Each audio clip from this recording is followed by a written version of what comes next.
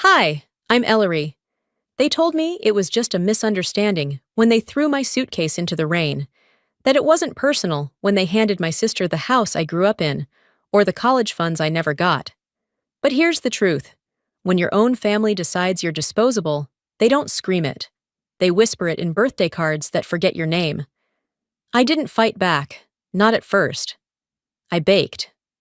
I smiled. I washed their dishes while they erased me. Then one night, a ticket, a storm, and a silence too heavy to ignore. What happens when the person they cast aside becomes the one thing they never saw coming? Would you have walked away or stayed to prove them wrong? They didn't notice when I walked in. I could have been a neighbor's friend or a lost delivery driver for all they cared. I stood in the entryway for a few seconds longer than I should have, hoping for someone, anyone, to look up. My hands were full with the casserole I made, still warm, covered with foil. I had borrowed the glass dish from Mom's cabinet 2 weeks ago, and I figured maybe this would be a way to return it, along with some good grace. The house buzzed with chatter. Brexley's laughter rang loudest, like a crystal bell on a marble countertop. She stood in the center of it all, newly engaged and glowing with curated charm. Her fiancé, tall and wide-shouldered, looked like someone fresh off a real estate billboard. I made my way to the kitchen, passing a group clustered around the cheese tray. No one stopped talking. The dining table was already full. 10 seats, 10 bodies, one missing chair. I hovered behind Mom, who was cutting lemon wedges for the iced tea. She didn't turn. "Put the dish over there," she said, pointing toward the counter. A neighbor I hadn't seen in years leaned toward the table. "Whose birthday is it again?" she asked, lifting a wineglass. "Brexley's," someone replied with cheerful ease. I smiled, tight-lipped, like always. No one corrected them. When the cake finally came out, the lights dimmed just slightly, and a small hush fell over the room. Brexley stood at the head of the table, practically glowing in candlelight. The frosting was flawless. White buttercream, edible gold trim, a delicate sugar flower. "Happy birthday, Brexley," it read. In cursive.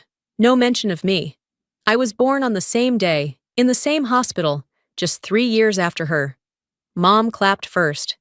Then others joined. Brexley beamed, soaking it in like she earned every bit of the applause. I stood off to the side, just out of frame for the photos. I clapped too, because not clapping would have made a bigger scene. Then came the voice, cutting across the chatter. "Do you want a slice with your name on it, Elle?" someone asked. Another person chimed in, laughing. "Maybe next year, huh?" The knife in Mom's hand slid through the cake, perfect and effortless. "I'll take the corner," I said. No one responded. I carried my plate into the kitchen, stood at the sink, and began washing the already clean serving spoons. The water was warm, but my hands stayed cold. I stared out the window. The lemon tree in the backyard hadn't borne fruit in years. I stayed in there for a while. It's amazing how long you can stand still in a house full of people without anyone noticing. Eventually, the sound of dishes being cleared pulled me back. I dried my hands and walked into the hallway. I paused by the coat rack, where my jacket hung, still untouched since I'd arrived. That's when I heard them. The living room lights were dim, just a lamp on by the fireplace. I recognized the cadence of my father's voice, measured, always like he was explaining something to someone who might disagree. "I just think it's time we settle the house situation," he said. "She's not going to stay forever," Mom added. "And Brexley's starting her family soon. It's cleaner this way." I froze by the hallway arch. I wasn't trying to eavesdrop. I was just too stunned to move. "She's not even working," Brexley said. "I mean, how long are we supposed to let her float?" Dad let out a long sigh. "We'll frame it as logistics. Keep it clean. She won't argue if we don't make it emotional." My name wasn't mentioned, not once. But I knew. They were talking about me, about the house I grew up in, the one I helped repaint 2 summers ago when Dad threw out his back, the one I moved back into after my business collapsed. I stepped forward. The carpet beneath my feet didn't make a sound. The three of them turned. "Oh," Dad said, his face freezing halfway between explanation and guilt. "Didn't think you were still here." I smiled. It was the kind I'd mastered over the years, soft at the edges, unreadable in the middle. "No one ever does," I said, and I turned back toward the guest room, the one with the door that never closed all the way. And maybe that's why I started writing those emails they never answered. I don't remember the first one, exactly. I think it was after college, when I moved to Dallas for that first awful job. It was nothing special, just an update, a quick hello, a reminder that I still existed. Over the years, the messages grew longer, more careful. They covered birthdays I spent alone, holidays I couldn't come home for, quiet confessions about the little things that went wrong, and the big things I couldn't tell anyone else. None of them were ever returned. After the birthday dinner, I sat cross-legged on the bed in the guest room, which still smelled like old cedar and mothballs, and opened my laptop. The browser automatically loaded my inbox. It was the same email thread I'd kept alive like a dying plant, sending out another message every few months just to see if anyone was still listening. I scrolled through the older ones, reading them in reverse like someone scanning their own diary out of order. "Hey, Mom, the leak in the garage looks like it's getting worse. I'll be home next week. I can patch it. Just wanted to say the peach cobbler recipe you gave me was a hit. Thanks. Are we still doing Christmas Eve dinner this year? Let me know what to bring." Nothing. There wasn't even a read receipt. I hovered my fingers over the keys, then typed something simple. "Thanks for the cake today." I stared at the screen. Then I hit backspace, closed the tab, closed the laptop. The next evening, we gathered for dinner again. That week had some important guest in town, one of Brexley's friends from grad school who apparently needed to experience authentic Texas home cooking. The table was set like a magazine shoot. Napkins folded, glasses sparkling, everything aligned, except me. I sat across from Dad. Brexley was beside him, naturally, talking with her fiancé about honeymoon destinations and how Hawaii was so overrated now. Then she said it, loud enough for the table to quiet. "You know, Dad once told me, you're the one who made us proud." There was a pause. She laughed. "At least one of us didn't turn into a cautionary tale." Her fiancé chuckled like he didn't know what she meant. But he did. Everyone did. I didn't move. My fork hovered just above the mashed potatoes, suspended midair like it had been frozen. No one looked my way. No one flinched. Even my father just sighed and reached for his wine glass. I set the fork down slowly and said, "Well, I guess every family needs a bad example." A few people laughed, politely. The kind of laugh you offer at a funeral to fill the silence. No one defended me.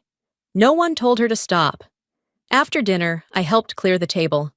Mom didn't say anything as I rinsed the plates. Neither did Dad. Brexley leaned against the kitchen island and texted someone, smirking like she'd just won another game I wasn't allowed to play. That night, I lay in bed with my laptop open again. I deleted all the drafts I'd been holding on to. Some were just a few lines. Others were nearly full essays about how much it hurt to be forgotten by the people who raised you. I closed the email tab for good. Instead, I reached into my backpack and pulled out a folded envelope. Inside was a lottery ticket I'd bought on impulse 3 weeks ago from the gas station down the road. I hadn't even scratched it or checked the numbers yet. I placed it on my sketchbook, just beneath the ribbon bookmark. Then I whispered out loud, to no one in particular, just in case the universe needs a receipt. The air in the room felt lighter, not hopeful, but less heavy. Sometime after midnight, my phone buzzed. A notification from Brexley. She'd posted a photo on Facebook of the dinner, tagged everyone around the table, even the neighbor's daughter who stopped by for dessert. The caption read, "The one who got it right." My name wasn't there, not even in the comments. I stared at the screen for a while, then set the phone down on the nightstand. And that's when it hit me. Some people keep you invisible on purpose, It helps them stay big. And maybe it was. Maybe I was sinking. But if that meant I no longer had to tread water in their perfect little aquarium, so be it. A few days passed. I stayed mostly out of sight, kept quiet, kept helpful. Brexley acted like I was a ghost, and my parents treated me like the kind you avoid eye contact with in church. I wasn't surprised, but I was tired. That Friday, Mom called while I was in line at the pharmacy. Her voice was sweet, careful. "I thought we could catch up, just the two of us. Lunch tomorrow?" I hesitated.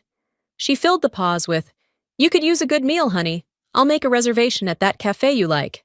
The cafe I liked hadn't been one I'd visited with her. But I said yes. Maybe I was curious.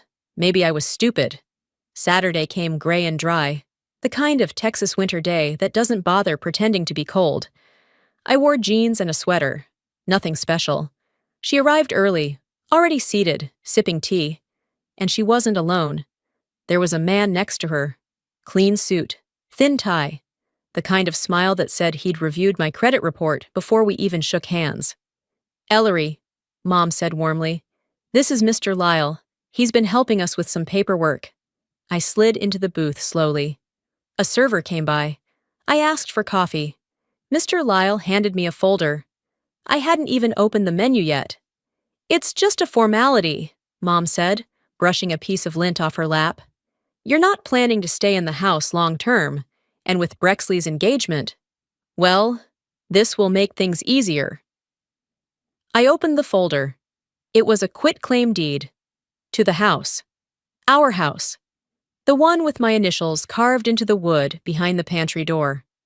"You want me to sign away my rights to the house?" Mom took a slow sip of her tea. "It's never been about rights, sweetheart.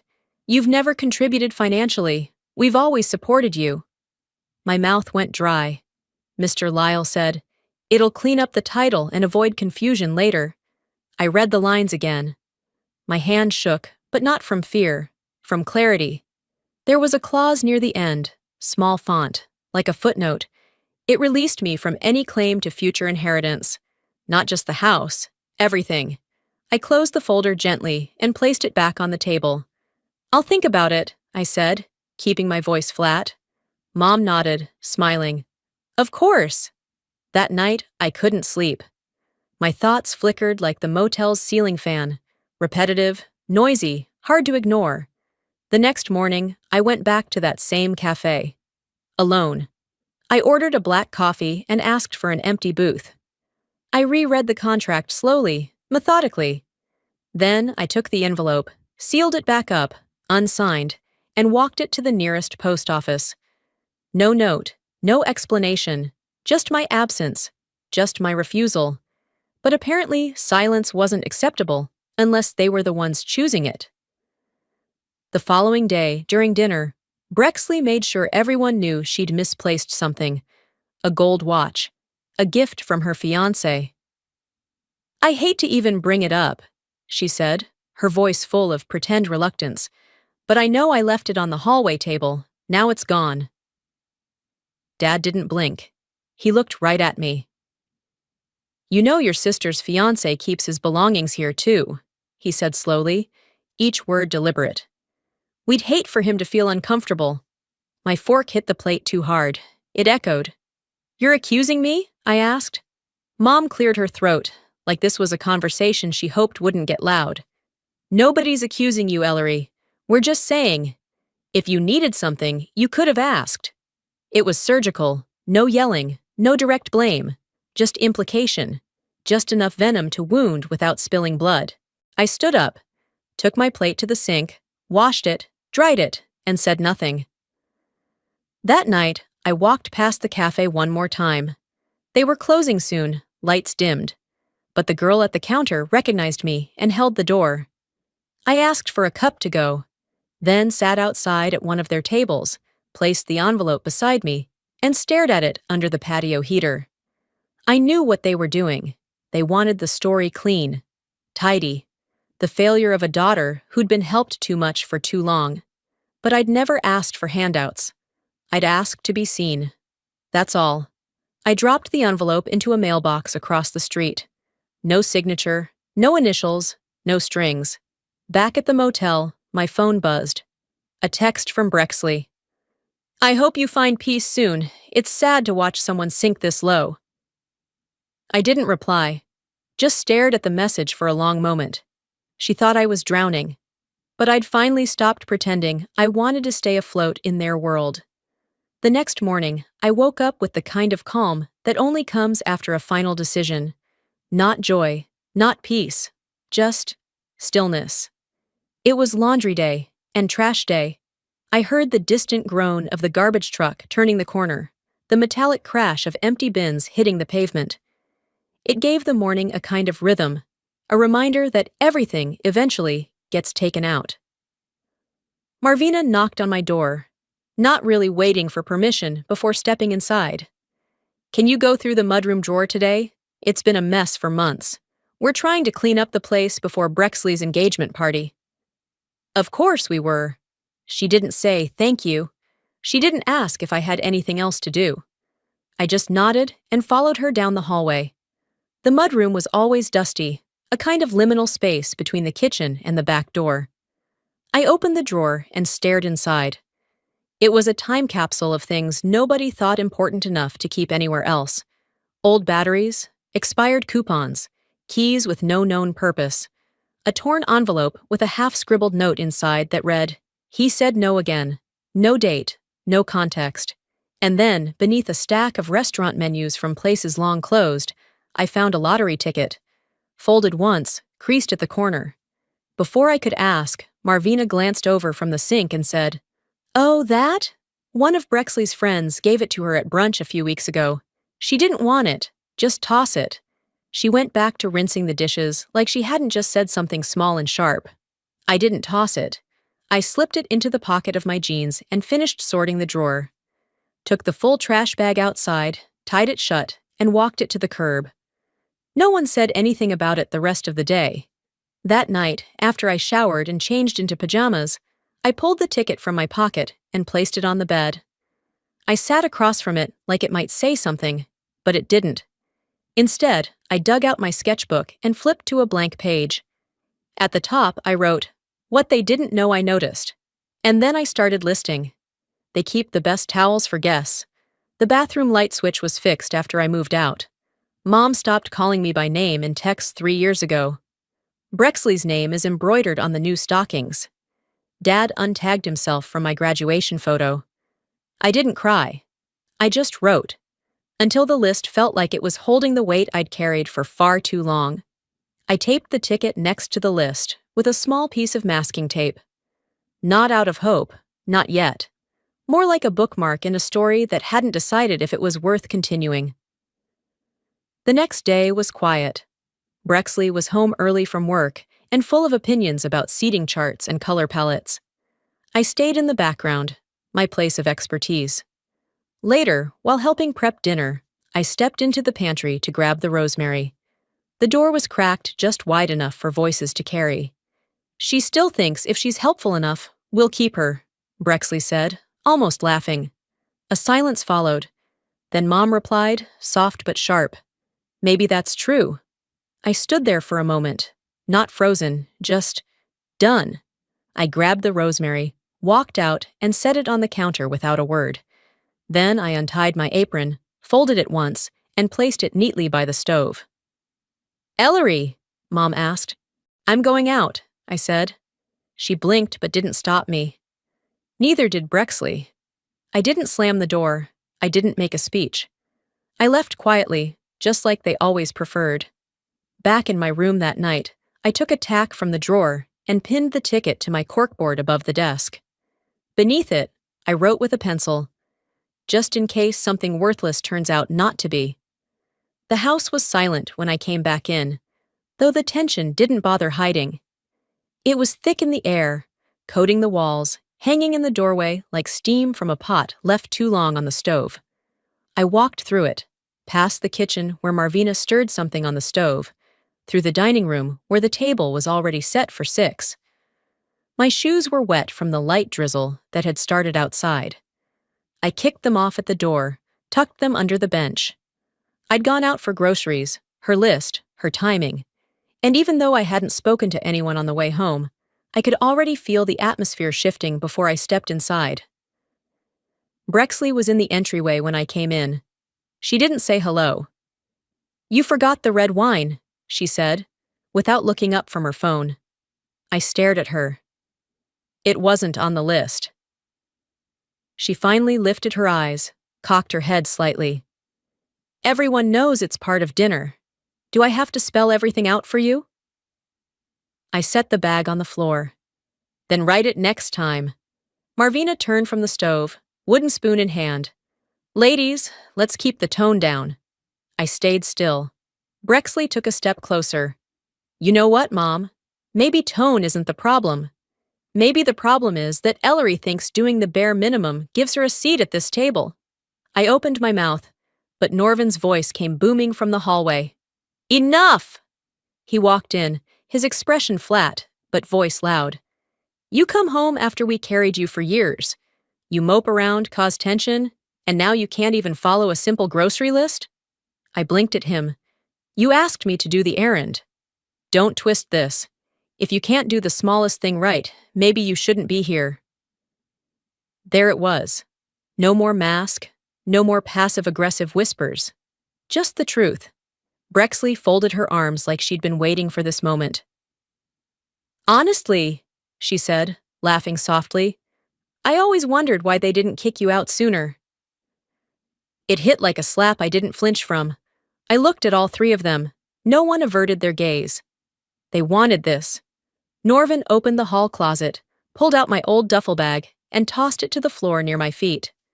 "Pack what you need," he said. "This isn't working anymore." Marvina chimed in, her tone feigning softness. "It's just for now. Maybe you need time to figure things out, on your own." Their kindness had edges. I bent down slowly and picked up the bag. It was dusty, still had my college ID clipped to the side pocket. I didn't speak, just stood and walked to the guest room. It took under 10 minutes, a pair of jeans, 2 t-shirts, a toothbrush, the sketchbook, the ticket. When I walked out, no one stopped me. Rain had started, real this time, not a drizzle. Thick drops hit the pavement in steady rhythm. I stepped outside, pulled the hood of my jacket up, and walked down the driveway with my bag slung over one shoulder. My socks soaked through instantly. Brexley stood in the doorway with her arms crossed. As I reached the edge of the street, I heard her call out. Not to apologize, not even to gloat. "Don't forget, this is what happens when you wear out your welcome." I didn't look back. The rain clung to my skin like an old memory. I found a bench at the bus stop 3 blocks down. The streetlight above flickered, on, then off, then on again. A few rappers blew by. The air was sharp, cold, but not unbearable. I sat, set my bag down, took the ticket from my sketchbook. It was wrinkled now, curled slightly at the corner. I turned it over in my hand, then laid it in my lap. A woman sat down next to me, wrapped in a poncho. She glanced sideways. "You okay, honey?" I forced a smile. "I'm fine." We both knew I wasn't. She nodded slowly, then pulled out an umbrella and held it over both of us without saying another word. I didn't ask for anything else, just sat there with a stranger who didn't need to know the whole story to offer a small kindness. Time passed in silence. Eventually, the bus came, but I didn't get on. I waited until the rain slowed, then stood, bag in one hand, ticket in the other, and headed toward the all-night convenience store on 5th. The lights inside buzzed. A teenager with a headset stood behind the counter, chewing gum and flipping through his phone. I walked up slowly, placed the ticket down gently like it was made of something fragile. "Can you check this for me?" I asked. He looked up, blinked, then took it. That moment hung between us, quiet, suspended, as the scanner beeped and the screen lit up. The clerk didn't say anything right away. He just looked at the screen, then at me, eyes wide for a second, then cautious. The kind of look people give you when they think you might faint, or scream, or both.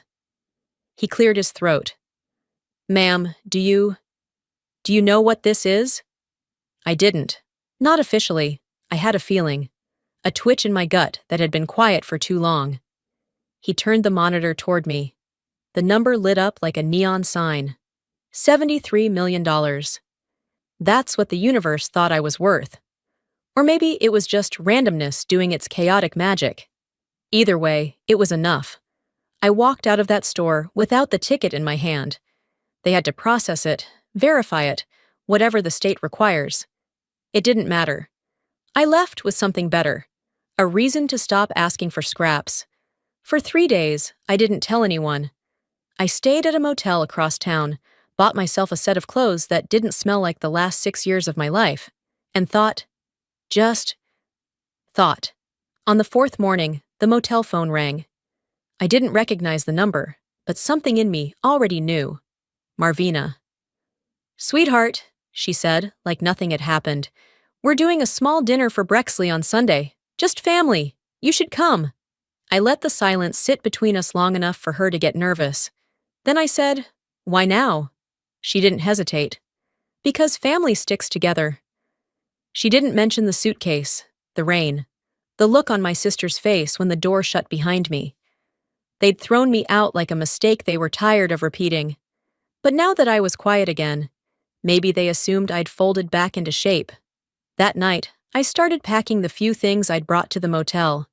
And while sliding my old files into my bag, I found an accordion folder tucked behind a stack of notebooks.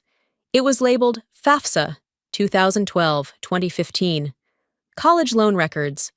I wasn't expecting anything to jump out, but one of the statements had a different address listed, Brexley's. I looked closer. A loan taken out in my name, signed in handwriting that looked like mine, but wasn't. My stomach turned. I pulled up my credit report online, hands shaking not with fear, but with confirmation. There it was, a $42,000 federal student loan I had never taken, disbursed the same semester Brexley started grad school. I called the loan servicer. "We can't discuss that over the phone," they said. But the paperwork didn't lie. I wasn't just erased in my family. I'd been used. Sunday came. I didn't go to dinner. Instead, I made a copy of the entire loan file and slipped it into a plain manila envelope. No return address, no card. I printed one sticky note and pressed it to the front. "Return what doesn't belong to you." I dropped it in the mailbox at the end of the driveway. I imagined Marvina opening it, probably with wine in hand, Brexley reading it out loud with that performative laugh. But I didn't need to see it. I didn't need the reaction. They'd taught me my whole life that silence was acceptable as long as it came from me. So this time, I made my silence heavy, measured. Later that night, my phone buzzed. It was Brexley. "You don't get to ruin my dinner over something you barely remember." I stared at the message, then typed back, "Funny, that's how you treated my entire life." I hit send, then turned off my phone. Not out of drama, not to make a point. I just wanted the quiet to be mine this time. The next morning, I stayed in bed longer than usual. Not because I was tired, but because there was nothing urgent pulling me forward. For once, the silence didn't feel like punishment. It just was. I made coffee with the motel's single-cup machine and sat at the little desk by the window. The world outside kept moving, cars passing, birds flitting between wires. But it all felt distant. I didn't check my phone. I didn't need another message pretending the last few weeks hadn't happened. But the phone still rang. The number didn't have a name attached. For a second, I considered ignoring it, but something in me said to answer. "Hello?" The voice on the other end trembled a little. "Ellery?" It took me a second. "Della?" She exhaled like she'd been holding her breath for years. I saw the thing, on the local blog, about the house, the dinner, the whole mess. I didn't say anything. Let her speak. "I should have said something sooner. I knew how they treated you. I saw it." I pressed the phone closer. "You remember that night you got passed over for that college scholarship? The one Brexley didn't even apply for, but somehow ended up getting recommended for?" Her voice cracked. I overheard your mother and father in the kitchen saying it would have been a waste giving it to you. They said, she's just going to come home anyway. Brexley's the one worth investing in. I closed my eyes. She kept talking, fast now, like she needed to finish before her courage ran out. They said you'd always be the one who needed help, that if you got too much attention, you'd start thinking you deserved it. I nodded, even though she couldn't see me. I'm sorry, she whispered. I didn't say, it's okay, because it wasn't. But I was grateful she called. After we hung up, I sat still for a long time. That call didn't surprise me. Not really. It just confirmed what I had always suspected, but never had the audacity to name.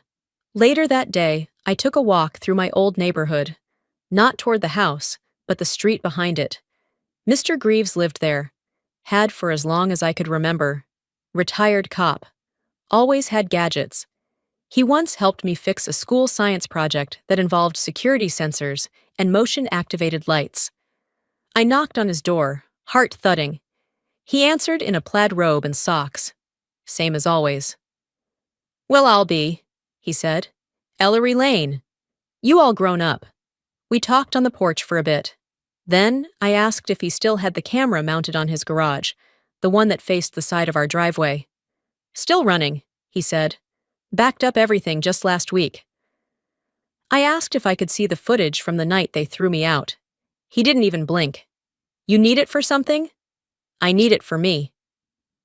2 weeks later, I picked up a small USB drive from his mailbox. No questions asked. Back at the motel, I plugged it into my laptop. There it was. Me standing outside in the rain, bag in hand. My father tossing the suitcase onto the steps like it was nothing. My mother standing behind him, arms crossed. And Brexley, leaning against the doorframe, smiling like she'd just won a game no one else had been allowed to play. There was no audio, just grainy video in black and white. But it was enough. I watched it twice, then uploaded the file to a cloud folder. I created a shareable link and sent it, one by one, to each family member. No caption, no angry message, no accusation. I just let the truth speak without me. That night, I left the group chat, the one they used for birthdays and holidays and updates I was rarely part of, but never brave enough to leave. It felt like stepping off a train that had long since passed my stop. The next morning, I woke up to 3 missed calls from Brexley. No voicemails. Just one text that came a few minutes after the last attempt. What do you want from me? I stared at it for a while, then replied, I just wanted you to know what the truth looked like. And once you see something that, clearly, you can't pretend it's blurry anymore. The morning after I sent the footage, the motel felt quieter than usual. The walls didn't creak, the hallway didn't echo.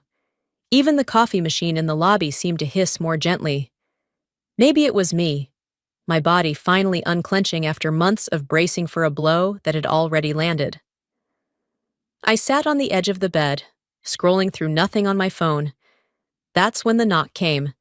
3 short taps. Controlled. Not aggressive, not friendly. I opened the door. Marvina. She looked exactly the same. Perfectly styled hair, cream coat, lipstick the color of command. In her right hand, a small purse. In her left, a folded scarf. I came alone, she said, as if that earned her points. I didn't move aside, didn't invite her in. I just leaned against the frame. She stood straight. You humiliated your sister, and me. I waited. No response felt truer than silence. She shifted her weight, eyes flicking to the hallway, as if someone might witness her discomfort. I didn't raise you to be like this, Ellery. Did you raise me? I asked, my voice flat. Or did you tolerate me? She blinked. That's unfair. I exhaled slowly. Just answer one thing. She crossed her arms. Did you ever want me? The question floated in the air between us, sharp as glass, but quiet. Her eyes narrowed. Not angry, just calculating. Then she shrugged slightly, like she was returning something to the shelf. You were a surprise, she said. We did what we could. She didn't say it cruelly. That made it worse. There was no fight in her words, just confirmation. I see, I said. She stepped back without prompting. I thought you deserved to know. I nodded once. Now I do. I closed the door. That night, I didn't cry. I didn't throw things. I wrote. I pulled out my notebook, turned to a clean page, and started a letter. Not to Marvina, not to Brexley, not even to myself. To a daughter I may never have. I wrote, I won't build you from pain. I won't teach you silence. And then, if I ever doubt you, I promise to say it to your face. Not behind your back. Not in a kitchen where you're meant to be invisible. I folded the letter, placed it in an envelope, and tucked it inside the back of my journal. Along with it, I included a copy of the lottery claim receipt. Not for bragging rights, for proof. Proof that sometimes you win without needing to crush anyone. Sometimes the universe gives you a receipt when no one else would give you the time of day. The next morning, I called a lawyer. Not the family's, my own. I told him I wanted to set up a scholarship fund for girls like me, specifically for young women who aged out of the foster system or had been cut off by their families. Girls who didn't have someone saying, "You belong here." He asked what I wanted to call it. I said, "The Maybe Fund." He paused, then said, "That's unusual." I think it's perfect. Later that week, I changed my phone number. I blocked every contact with my last name. Even the cousins who meant well but never showed up. I moved to a smaller town, one where no one knew my history, where I could go to the grocery store without bracing for impact. I got a dog from the shelter, medium size, 3 legs, named her Maybe. She didn't bark, just followed me from room to room like I was worth watching. For once, I didn't feel like explaining myself. There was no press release, no announcement. I didn't need people to know how I left. I only needed to know I did. Months later, on a quiet Tuesday, I got an email. The sender's name stopped me cold. Brexley. The subject line read, "Really?" The body was just one sentence. "I don't get how you turned everyone against me." I read it twice, then clicked reply.